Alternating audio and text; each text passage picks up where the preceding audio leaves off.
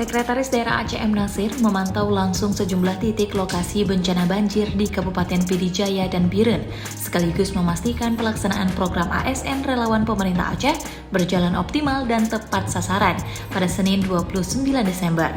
Sekda Aceh mengawali kunjungannya ke Pidi Jaya untuk memantau langsung keterlibatan ASN yang dikerahkan sebagai relawan untuk membersihkan fasilitas publik terdampak banjir. Adapun sejumlah lokasi yang menjadi fokus relawan diantaranya meliputi tempat ibadah serta lingkungan SD Negeri 2 Merah 2, Gampung Menasah Jurung, Kabupaten Pidi Jaya. Kegiatan pembersihan dilakukan selama 2 hari, yakni pada 29 dan 30 Desember 2025.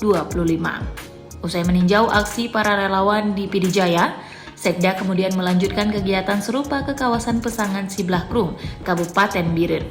Di antara titik yang ditinjau di sana yakni rumah sekolah, puskesmas, hingga kantor camat. Program ASN relawan ini dibentuk pemerintah untuk disebar ke seluruh wilayah terdampak bencana di Aceh.